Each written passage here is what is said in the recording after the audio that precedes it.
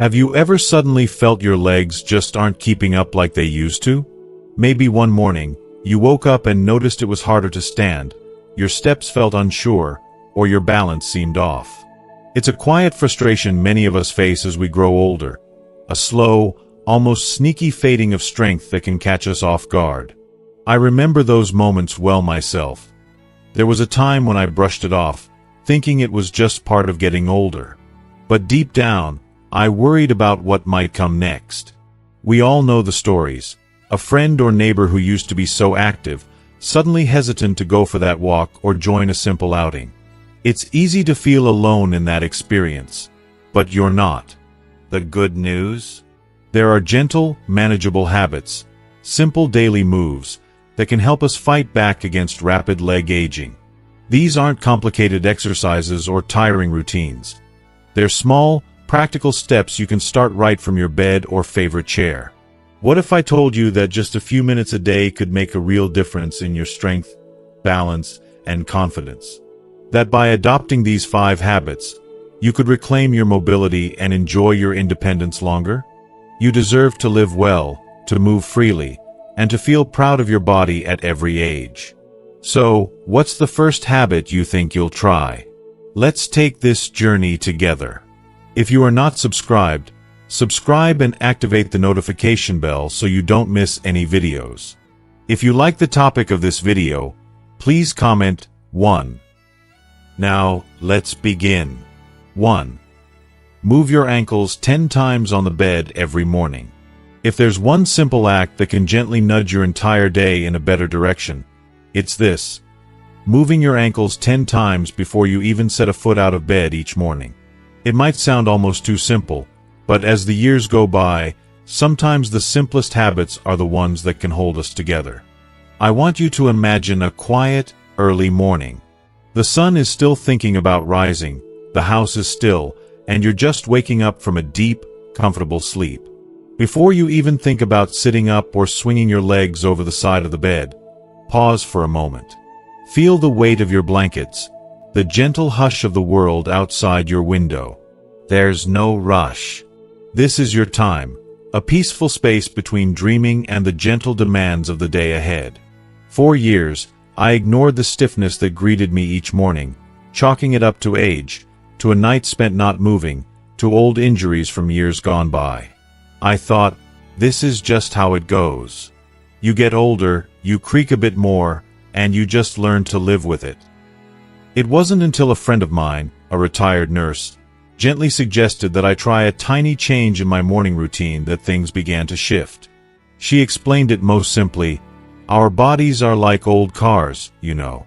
If you start a cold engine and slam it straight into drive, you're asking for trouble. But if you give it a minute to warm up, to get the oil moving and the gears turning, everything just works better. I laughed at the analogy, but it stuck with me. And so, I tried it. I started moving my ankles, just up and down, 10 times, while still tucked under the covers. At first, it felt almost silly, like I was pretending to swim in bed. But after a week, I started noticing something remarkable. The tightness I used to feel first thing, it softened. The little aches and sharp, icy pangs in my feet and lower legs faded. I found that I was less wobbly, less likely to stumble when I stood up, and, perhaps best of all, I felt more awake, more alive, as if I'd jump-started my body in a gentle, loving way. Science, as it turns out, agrees with this simple trick. As we sleep, our circulation slows, our joints stiffen, and our muscles rest. Blood pools a bit more in our legs, especially as we age, and the pumps in our veins, the muscles of our calves and feet, lose some of their power. That's why so many of us, after a long night's rest, feel unsteady or even lightheaded when we first rise. The risk of dizziness, even falls, is real. And falls, as many of us have learned firsthand or through friends, can change life in an instant. When you move your ankles before you get up, you're not just loosening muscles. You're activating those tiny pumps, gently encouraging blood to circulate back toward your heart. It's like priming the system. You flex your feet, pointing your toes toward the headboard, then curling them down as if pressing on an invisible gas pedal. 10 times, slow and steady. If you feel up to it, you can even add a few gentle circles, moving your ankles around like drawing little suns in the air. Over the years, I've spoken with many older friends and neighbors who tried this routine. Their stories are so similar, it's almost uncanny. There's Mary, who always loved her morning walks but started to fear the first steps of the day. After a bad stumble in her kitchen, her daughter begged her to be more careful. Mary started moving her ankles before sitting up, and she found the pins and needles that haunted her mornings melted away. She began to trust her body again, and her daily walks became a joy, not a risk. Or my neighbor Tom, who'd always been spry but suddenly noticed he was slow off the line, as he called it. He'd get dizzy standing up, and more than once, he had to catch himself on the nightstand. His doctor mentioned something called orthostatic hypotension, a fancy term for a drop in blood pressure when standing too quickly, often seen in older adults. By making those gentle ankle movements his first habit of the day, Tom found his feet felt warmer, his balance improved, and he had far fewer dizzy spells. Stories like theirs are everywhere if you start asking around. And yet, it's such a small thing, a ritual so simple you might think it couldn't possibly matter. But that's the gift of it. It is small, manageable, and entirely within your power. There's another side to this habit, too. It's about more than just the physical. Those few quiet minutes can be a kind of meditation, a moment to check in with yourself, to notice how you're feeling, to set the tone for the day with kindness instead of hurry. When you make a practice of caring for your body, even in this tiny way, it sends a powerful message: I'm still here. I still matter. I still want to enjoy all the small things life gives me. What if you made this a little ritual? Every morning, before you even think about breakfast, before coffee, before the news, you let yourself wake up slowly. You move your ankles up and down, up and down. Maybe you think about something you're grateful for. Maybe you just listen to the sound of birds or the hum of your home. It's a gentle gift you give yourself, one that costs nothing, but returns so much. If you want to make the most of this habit, consistency is key. Make it a rule: I don't get up before my ankles do. Some people keep a little note by their bed. Others simply remind themselves each night as they fall asleep. If you have a partner, you can even encourage each other, share a smile, and make it a moment of connection. Of course, there will be mornings when you forget, or days when you're tempted to rush. That's okay. Be gentle with yourself. Remember, it's not about perfection, but progress. Each time you choose to care for your legs in this way, you're investing in your independence, in your ability to get up, get moving, and greet the world on your terms. I sometimes think about the generations before us, how our parents and grandparents might have hurried out of bed, not realizing the risks they faced. Back then, there was so little talk about the ways our bodies change with age. But today, we have the gift of knowledge, of stories shared, and of tiny habits that can keep us strong. So tomorrow morning, when the light seeps through your curtains and your mind drifts from dreams to the quiet possibility of a new day, take a deep breath. Move your ankles, gently and purposefully, 10 times, just for you. Then rise, knowing you've done something real, something loving, something that could help you stay steady for years to come. This small act, practiced day after day, is more than a movement. It's a promise to yourself. It's a way to say, I care about my future. I believe in my strength. You may be surprised at the difference it makes, not only in how your body feels, but in the confidence and calm it brings to your morning.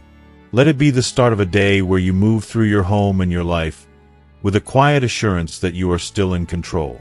After all, every journey begins with a single step, even if that step starts with a gentle flex of your ankles, right there in bed. 2. Do calf raises for 3 minutes daily. If someone had told me years ago that such a simple movement, just rising onto my toes and slowly lowering myself back down, could make such a meaningful difference in how I walk, stand, and feel in my own body, I might have smiled politely and dismissed it. But as time passes, you start to appreciate how the smallest, most humble acts can ripple outward, changing the very shape of your day-to-day life. Let's be honest, the calf muscles rarely get any attention, unless they cramp up in the middle of the night or ache after an unusually long day. Yet these unassuming muscles, tucked behind our shins, often hidden by socks or pants, hold more power over our independence than most people realize. It wasn't until I started losing my confidence with each step that I understood how much I'd taken them for granted. If you are still watching this video and find these lessons useful, please comment 1 below to let me know that you are still here with me. My story isn't unique. For years, I'd get up in the morning and walk to the kitchen, make my coffee, and shuffle along without a second thought. Then, one winter, after being laid up for a week with a cold, I noticed it. My legs felt heavy, a little wobbly, not quite my own. The stairs seemed steeper. I hesitated at the curb, worried my foot wouldn't quite clear it. Crossing the street, I found myself counting my steps, wondering if my legs would carry me as surely as before. It's easy to brush off those early warning signs. I tried to. I thought, I'm just tired, or it's the weather, or I'm getting older, that's all. But deep down, I knew the truth. My body was whispering for help, begging me not to neglect the foundations that carried me through life. And the foundation, more than anything, is the muscle in your lower legs. The calf muscles. The second heart, as some doctors call it. It was a physical therapist, a gentle soul named Miriam, who first introduced me to the power of calf raises. I remember the day clearly. She looked me in the eye and said, "You don't need fancy equipment. You don't need to run a marathon. You just need 3 minutes and the willingness to stand up for yourself, literally and figuratively." She showed me how to stand behind a sturdy chair, place my hands lightly on the back for support, and slowly rise onto the balls of my feet. "Hold it," she said softly, as my heels lifted. "Feel your calves working. Then lower back down. Don't let gravity do all the work for you." I did it, a little unsure, my ankles wobbly. "Now do it again," she encouraged. 10 times to start. Then rest. Let's work up to 3 sets. It felt simple, almost laughably so.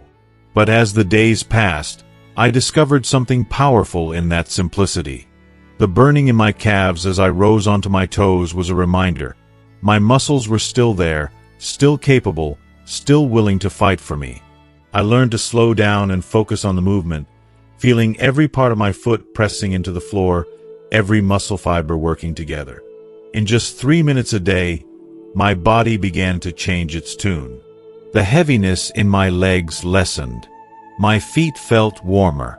Stairs became a little less daunting, and my confidence, something so easy to lose as we age, returned with every careful lift. The science backs this up, too. Our calf muscles act as pumps, helping push blood from our legs back up to our hearts. As we get older, these muscles naturally weaken unless we use them regularly. If we don't, blood and fluid can pool in our feet and ankles, leading to swelling, discomfort, and, in the worst cases, dangerous blood clots. Weak calves also make us more vulnerable to falls, something all too common and all too frightening among our generation. I think of my friend Evelyn, who lives just down the street. She's in her 70s, sharp as a tack, always ready with a joke. A year ago, she tripped in her garden and broke her wrist. When I visited her during her recovery, she confided that she'd felt her legs weakening for months but ignored it, thinking she could tough it out. It took that fall to convince her that she needed to do something, anything, to get her strength back. We made a pact. Every afternoon, before our favorite TV show, we'd do calf raises together, holding on to our kitchen counters for balance. At first, 5 reps made our legs tremble. We laughed at ourselves, feeling like teenagers at their first dance. But each day, it got easier. 10 reps, then 15. By the end of the first month, we could do 3 sets of 10, resting in between. Evelyn told me her legs felt more solid, that she no longer feared losing her balance while carrying groceries in from the car. Her swelling had lessened, and she was sleeping better at night. Best of all, she said, I feel like I can trust my legs again. And that's what this habit is all about, trust. Trusting that your body, though older and perhaps a little more stubborn, is still on your side. Trusting that you can build strength, little by little, no matter your age. It isn't about perfection. It's about progress, about showing up for yourself, about refusing to let your legs give up before you do. Maybe, like me, you worry about making a mistake or losing your balance. Here's my advice. Safety first, always. Use a sturdy chair, a countertop, or a wall for support. Don't rush. There's no gold medal for finishing fastest. Focus on rising slowly, holding for a count of 2, and lowering gently. If 3 minutes feels like too much at first, start with 1. If 10 reps are too many, start with 5. Consistency is more important than intensity. Over time, your calves will grow stronger, and so will your confidence. As the weeks turn into months, you may find other benefits, too. Calf raises can improve circulation throughout your lower body, keeping your feet and ankles from swelling, especially during hot summer days or long periods of sitting. They can make standing up from your favorite chair easier, make it safer to climb stairs, and even help with balance during unexpected slips. I've heard from neighbors who say they now dance with their grandchildren, walk to the corner store, and get out into their gardens again, all because they started with those simple, daily lifts. There's something beautiful about how this habit slips so easily into your routine. You can do calf raises while waiting for the coffee to brew, during a commercial break, or even while brushing your teeth. It takes no special equipment, no expensive memberships, and no more time than you'd spend reading the headlines in your morning paper. But maybe the most important part is this. Every time you choose to rise on your toes, you are telling yourself, and the world, that you are not done yet. You are not ready to surrender your independence or your vitality. You are willing to invest 3 minutes a day in a future where you can move, walk, and live on your terms. I can't promise you that calf raises will fix every ache or erase every fear, but I can tell you this. They are a small, powerful gesture of hope. Each repetition is an act of self-care, a little rebellion against time and gravity, a way of honoring the body that has carried you so far. As you practice, remember to breathe, to smile at your progress, and to celebrate the strength that is still yours. So tomorrow, when you're waiting for your toast to pop or the water to warm, stand tall, on your own 2 feet, supported and steady. Rise, gently, onto your toes. Hold. Lower. Repeat. Let those 3 minutes become a gift you give yourself every single day. It's never too late to start, and you deserve every strong, confident step the future has to offer. 3. Increase the number of times you stand up from a chair. There's a quiet kind of dignity in the simple act of standing up from a chair. It's not something most of us spent much time thinking about when we were younger. After all, standing up was as natural as breathing, a movement we did dozens of times a day without even noticing. But as we grow older, the meaning of these everyday movements changes. What once was effortless now sometimes requires a little planning, a burst of determination, and on some days, a touch of stubborn pride.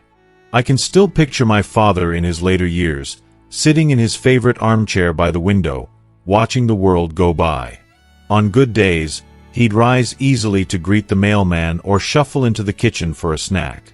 On others, it was a slower, more deliberate process. Hands gripping the armrests, a silent count under his breath, a pause to steady himself, and then, finally, the push upward into a gentle stand. The whole process would take longer than it used to, but every time he rose, you could see a flicker of satisfaction in his eyes. It was as if, in that moment, he was reminding both himself and everyone around him that he was still capable, still independent, still in control of his own life. Standing up from a chair is a small act with big consequences. It might not seem like much, but for those of us in our golden years, it's an act that represents strength, balance, and a determination to stay engaged in the rhythm of daily living. Over time, many older adults find themselves standing up less often than before, simply because it feels like hard work. We settle into our chairs after breakfast, perhaps picking up a book or watching the morning news, and before we know it, hours slip by with barely a need to get up. It's tempting to think that resting more is doing our bodies a favor. But here's the secret no one told us when we were younger. The more we sit, the harder it becomes to stand. Muscles, like friendships and gardens, need tending to thrive. When we avoid the effort, those muscles, the tendons in our thighs, hips, and lower back, begin to fade. They quietly shrink from lack of use, and what was once second nature becomes an unexpected challenge. The first time I noticed this was after a long, cold winter. I had spent more time than usual indoors, curled up in my recliner with a stack of mystery novels and mugs of tea. It felt wonderful at first, a kind of reward after years of rushing about. But one morning, as I tried to stand, I realized it took me longer than before.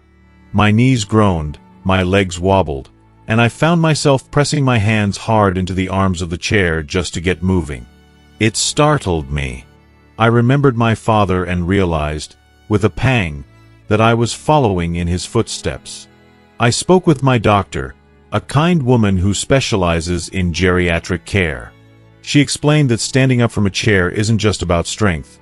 It's a full-body coordination act that requires strong thighs, the quadriceps, steady hips and core muscles, and a sharp sense of balance. When we avoid standing, even for good reasons, we're sending a message to those muscles that they're no longer needed. And in return, those muscles start to quietly retire. But the beautiful thing about the body, even a body with years and miles on it, is that it can rebuild, regain, and restore with the right encouragement. My doctor gave me a simple challenge. Every time you stand up, try sitting down and standing up again, just once more. Do it after meals, during TV commercials, or whenever you find yourself settled in. Count your repetitions, and make a game of it if you like.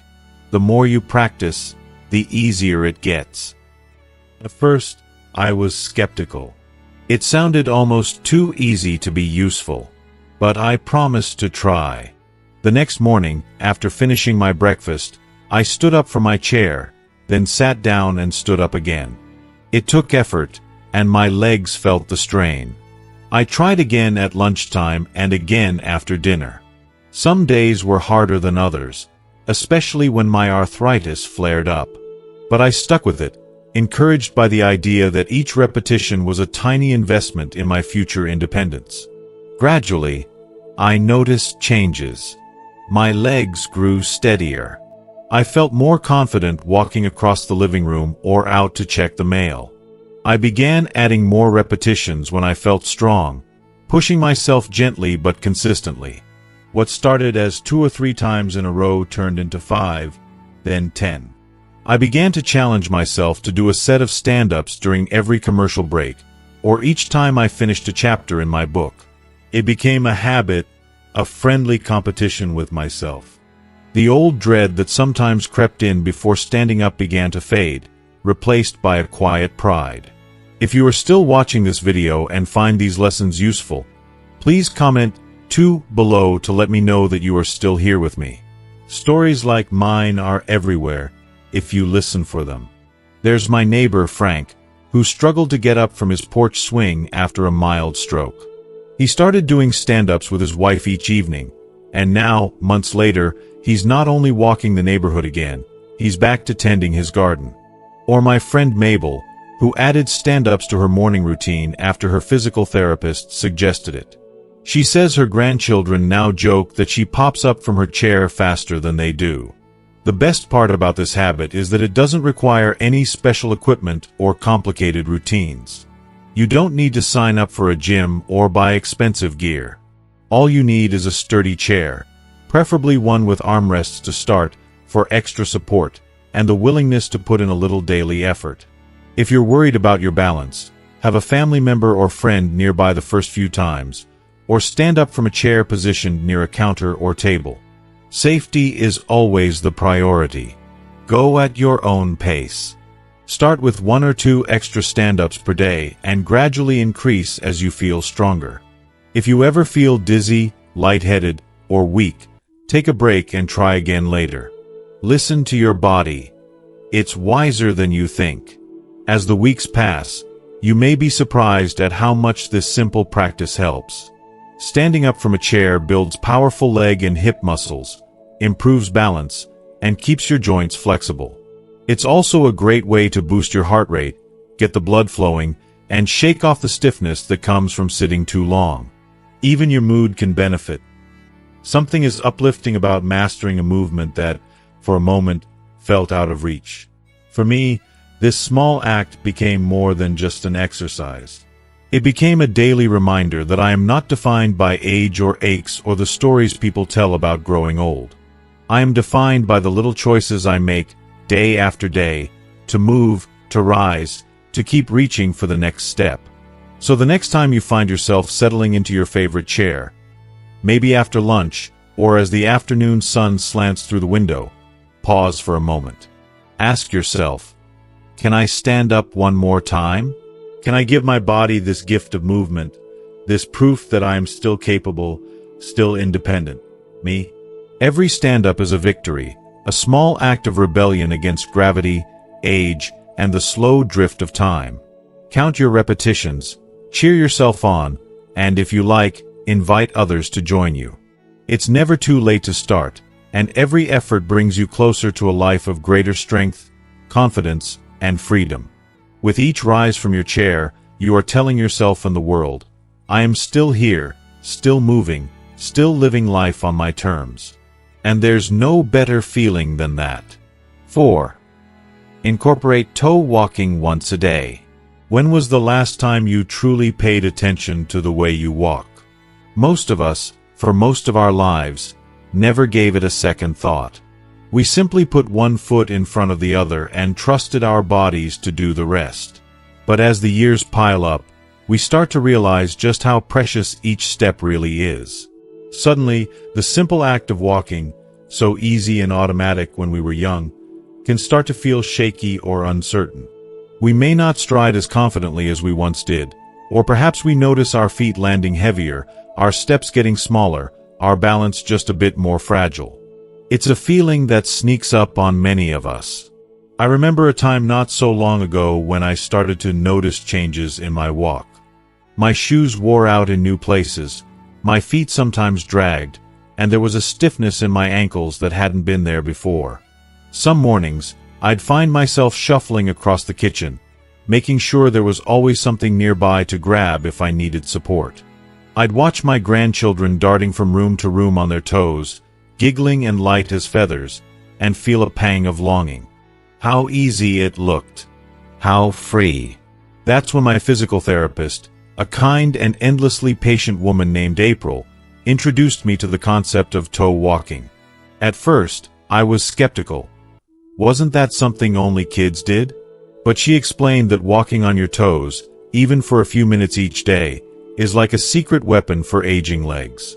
It wakes up the muscles that time and disuse try to quiet. It strengthens not just the calves and ankles, but also the arches of your feet and your sense of balance. It challenges your body in a way that regular walking simply can't. April described toe walking as a reset button for your legs. It's a simple act, yet surprisingly powerful. When you rise onto your toes and walk gently across a room, you're calling on a whole team of muscles. Your feet, your calves, your thighs, your core, to keep you steady and strong. You're telling your body, wake up. Remember what it feels like to move with purpose. The benefits ripple through your whole system. Toe walking helps to keep your feet flexible, improves your posture, and even sharpens your mind by forcing you to focus on balance and movement. I decided to give it a try. The first time was awkward. My balance wobbled, my feet felt clumsy, and after just a few steps, my calves let me know they weren't used to working this way. April told me that it was normal, even expected. Go slow, she said. Use a wall or countertop for support at first. Don't try to go too far, just 5 or 10 steps to start. So I did. Every morning, after my usual stretches, I'd find a clear path along the hallway, hold my hand lightly on the wall, and carefully walk on my toes from one end to the other. Those first days were humbling. My legs trembled. My toes cramped. I worried more than once that I was too old to learn something new. But with each attempt, I felt a tiny bit steadier. I realized that even in older age, our bodies are always learning, always adapting. And then, after a week or so, I noticed something remarkable. Not only was I getting better at toe walking, but my regular walk had changed, too. I was lifting my feet higher, my stride felt lighter, and I was less afraid of tripping over rugs or thresholds. I found out that toe walking also helps build what's called the arch of your foot. When we get older, the arches can flatten, leading to discomfort, poor balance, and a greater risk of falling. By practicing toe walking, we give those arches the workout they desperately need. My friend Nancy, who had always complained about aching feet, joined me in toe walking.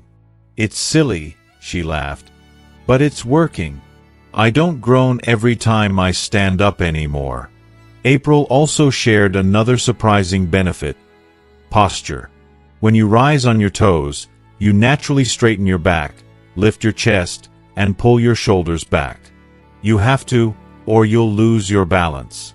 In doing so, you're not just helping your legs and feet. You're retraining your whole body to move in a more upright, confident way. And when you stand tall, you feel taller.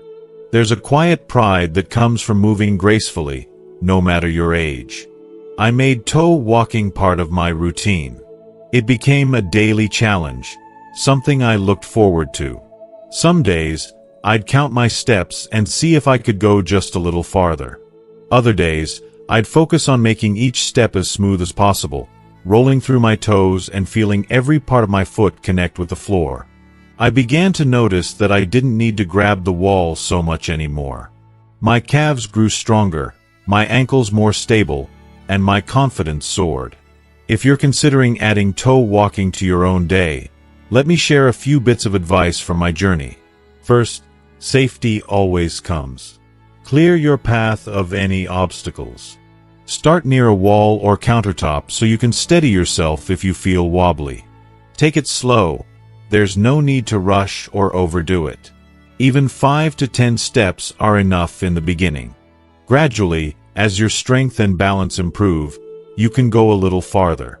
You might feel silly at first. That's okay. Embrace the silliness. Remember, it's not about how it looks. It's about how it feels and what it gives you. The more you do it, the more natural it will feel. And if you find your calves cramping or your toes complaining, just rest and try again tomorrow. This isn't a race. Every step is progress. One of my favorite parts of toe walking is how easy it is to fit into my day.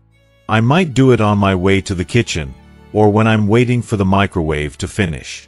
Sometimes, I turn it into a little game with my grandchildren. Who can walk the farthest on their toes? Spoiler, it's usually not me, but I get better every week.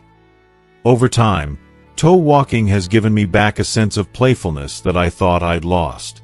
It's a reminder that aging doesn't have to mean giving up on new challenges or fun. Our bodies are resilient, capable of change at any stage of life. Every time I lift onto my toes, I feel a quiet strength rising in me, a strength that says, I am still learning, still growing, still here. So if you find yourself worried about losing your balance, about stumbling or shuffling, consider giving toe walking a try. It's not a miracle cure, but it is a gentle, powerful way to reconnect with your body, to remind your muscles and your spirit that you are stronger than you think. Toe walking may feel like a small step, but for me, it has opened the door to bigger strides, greater confidence, and a renewed sense of joy in moving through the world. Try it today, just for a few steps. Laugh if you need to. Be patient with yourself. And remember, every new habit starts with a single brave decision to take that first step, sometimes, quite literally, on your toes.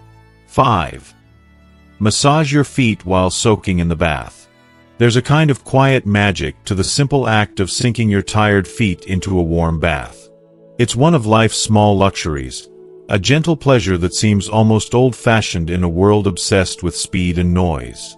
But as I've gotten older, I have come to treasure this ritual, not just as a comfort, but as an act of healing, self-respect, and renewal.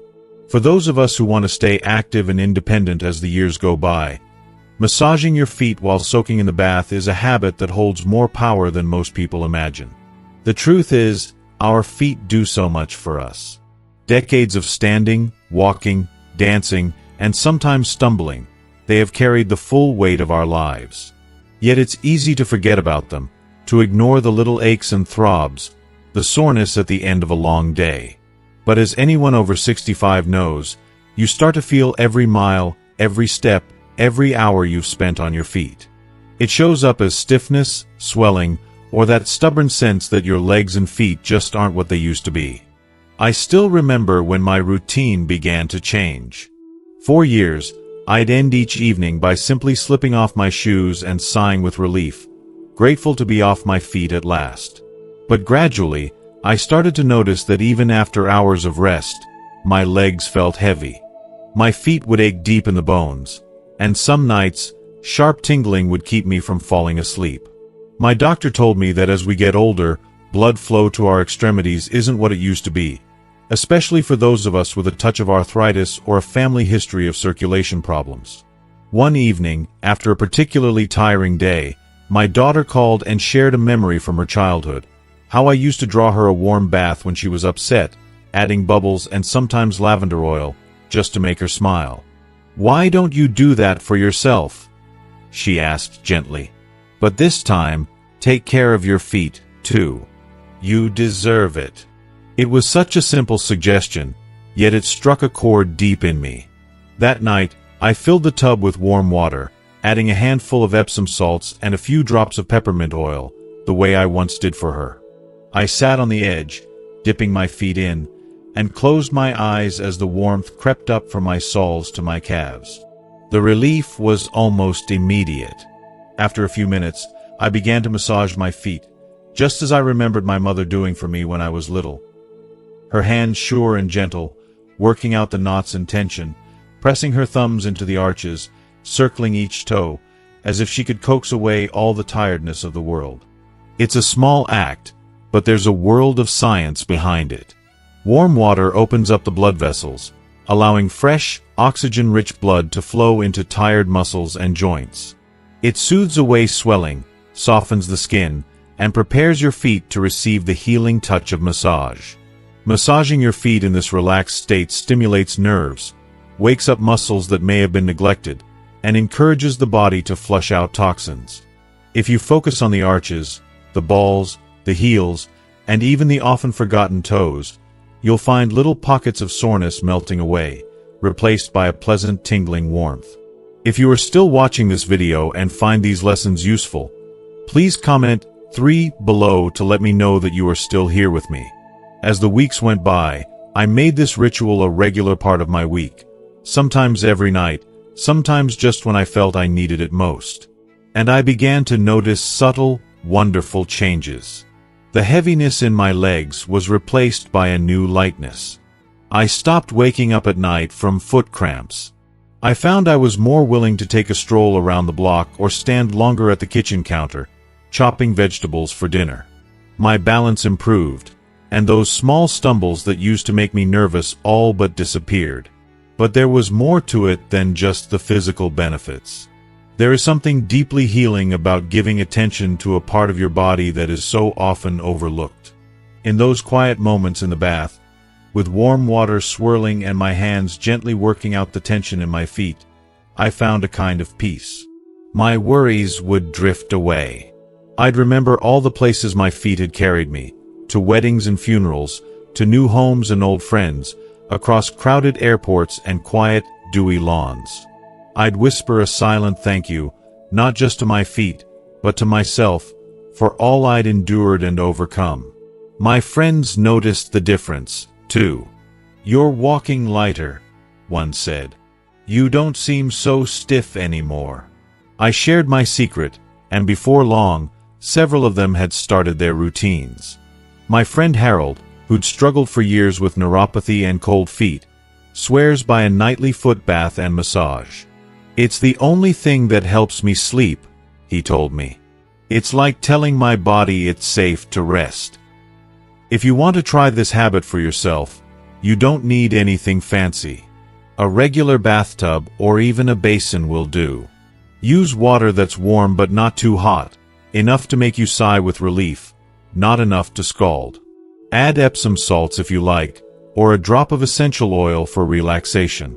Soak your feet for at least 10 or 15 minutes. Then take one foot at a time and work gently from the toes to the heel. Press into the arch with your thumbs, massage the ball of your foot in circles, tug each toe, and knead out any spots of tightness you find. If your hands are weak, you can even use a soft brush or a small rubber ball to roll under your foot. Most importantly, make this time your own. Light a candle. Play your favorite oldies on the radio.